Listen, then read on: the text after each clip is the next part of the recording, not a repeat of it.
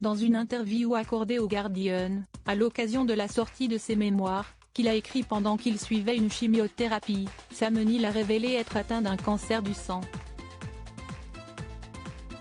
Actuellement en rémission, il s'est dit simplement heureux d'être en vie. Il a affronté les dinosaures dans Jurassic Park, et plusieurs fois, dans le premier opus de la saga sorti en 1993, dans le troisième en 2001 et dans le dernier en 2022, mais son plus dur combat a été celui contre le cancer.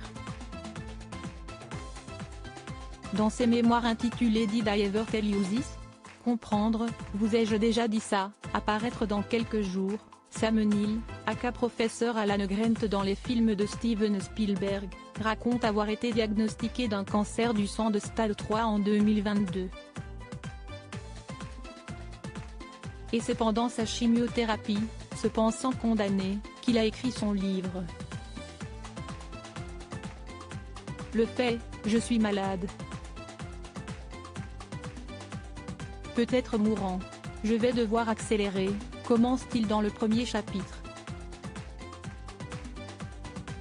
Je ne peux pas faire comme si l'année passée n'avait pas eu son lot de moments sombres. Dans une interview accordée au journal britannique The Guardian, à l'occasion de la sortie prochaine de ses mémoires, Sam Neill a révélé qu'il était désormais en rémission. L'acteur de 75 ans devra tout de même être sous traitement jusqu'à la fin de sa vie. Mais il est simplement heureux d'être vie.